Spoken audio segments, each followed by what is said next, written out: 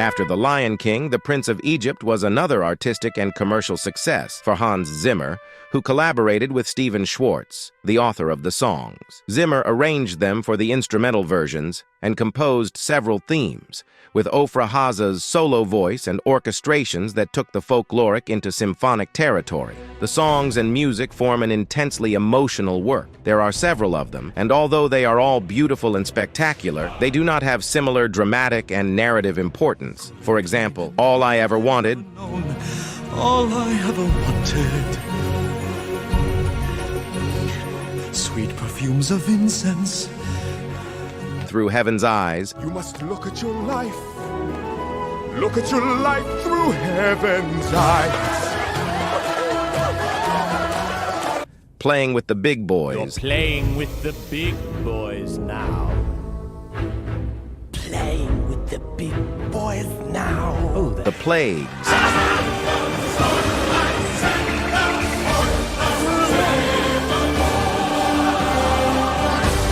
or Especially When You Believe, which was the most popular and won the Oscar.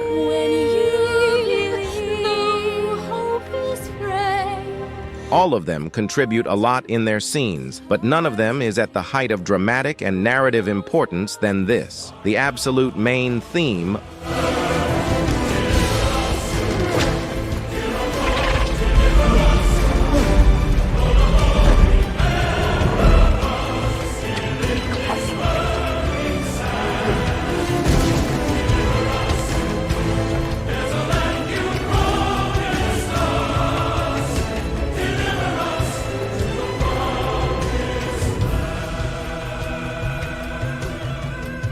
This collective plea will be Moses' mission. Nothing will be more important than that. But first, let's talk about the other major themes.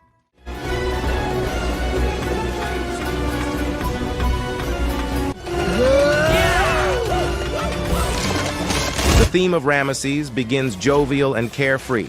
It sounds innocent at first. So amuse yourselves by tearing it down.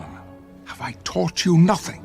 You mustn't be so hard on yourself, Your Majesty. You're an excellent... But as he approaches his destiny as Pharaoh, it takes on a more serious tone. Do you understand the task for which your birth has destined you? The ancient traditions. That of his impending power and his indifference to suffering. You know, Father will be so pleased with what you are. Put your back into it! Faster! And this is just the beginning. As Pharaoh, the theme becomes more serious, dramatic, and tormented. I do not know this god. Neither will I let your people go. I will not be the weak link. Ramesses!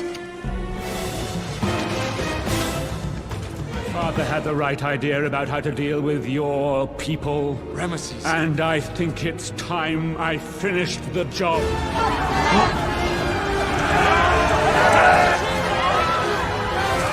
As we will see later, this music is destroyed.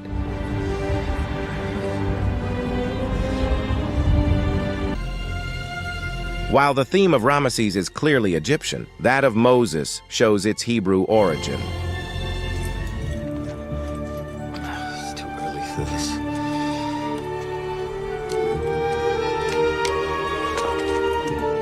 In contrast to the progressive destruction of the theme of Ramesses, that of Moses always retains an aura of honor and dignity. The scene in which Moses gives Ramesses his ring, thus severing all ties with him, is significant. I'm sorry. In doing so, his theme sounds elegantly, which is also his reason here. Your food, your home, your freedom. He can take away your sons. This is the first of the four, no less than four, themes directly related to Moses. It is the only one that refers to him as a person, speaks of his goodness, and works in contrast to that of Ramesses.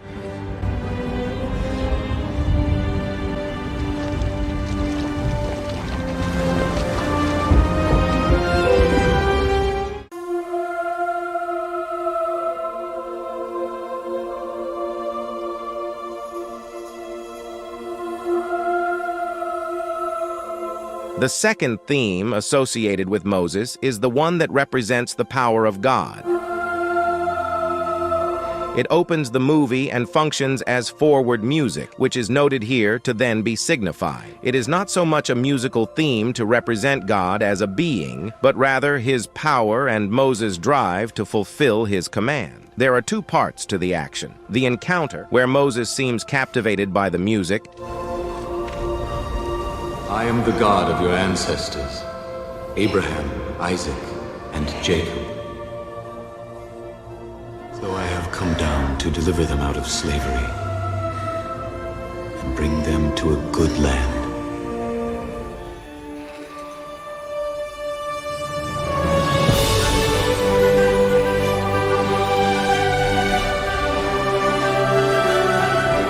And the actions to fulfill his destiny, where the music gives him strength and transmits God's power.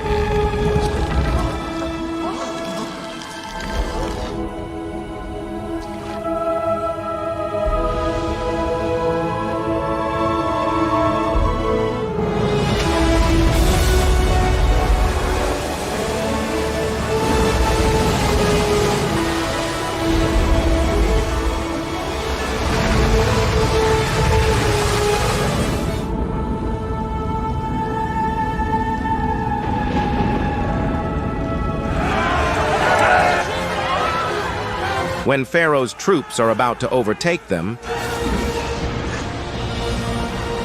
God's music takes over as well.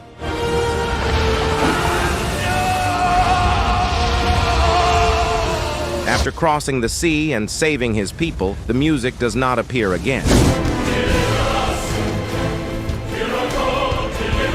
At the beginning of the movie, the slaves sing, "Deliver us," a collective cry of supplication.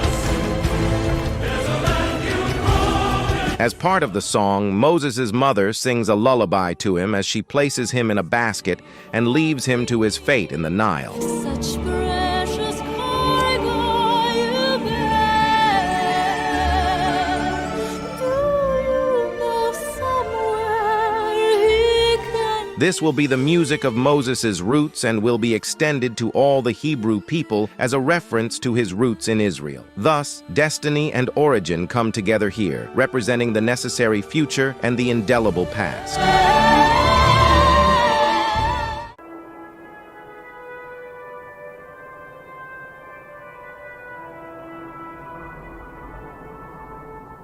The lullaby is also introduced at the beginning of the movie, giving it importance. It is then sung as part of the song, "Deliver Us." It is sung to him by his mother, My baby, be still now, don't cry. and also by his sister when she sees Moses being picked up by Pharaoh's wife. For I have a prayer just for you.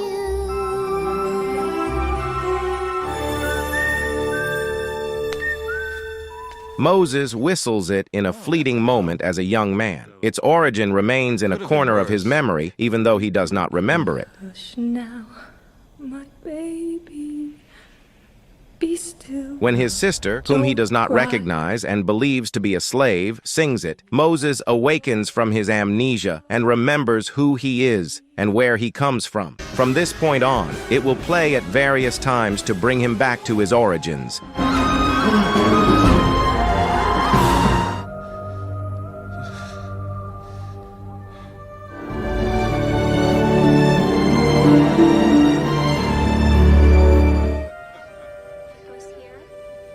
They are free. It is very significant that when Moses observes his father-in-law and tells his wife that they are free and that this is what he wants for his people, it is not "deliver us," but the lullaby that plays, thus linking him in an obvious way to the Jewish people, which will be decisive in the wonderful ending that I will talk about in a moment. The task that God has given me.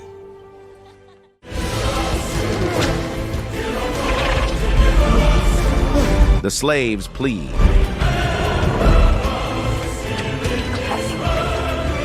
"Deliver Us" is heard instrumentally as the basket sets out on its journey, and Pharaoh's wife taking Moses on her arms. until it ends in a full shot of Pharaoh's palace, where Moses, from his position of power, will be pleased to be the one to free them.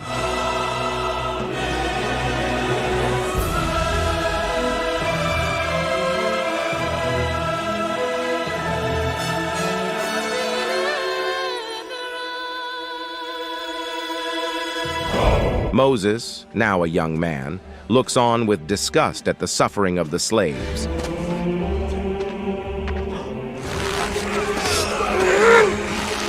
"Deliver us" sounds dramatic, almost ghostly, a silent plea that touches Moses.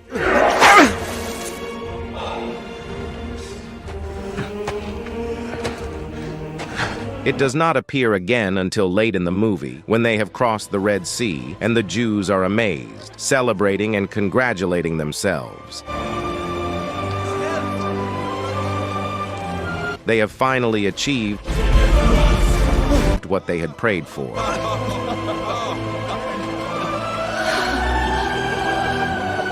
The end. Moses comes down from Mount Sinai with the 10 Commandments and the music of destiny.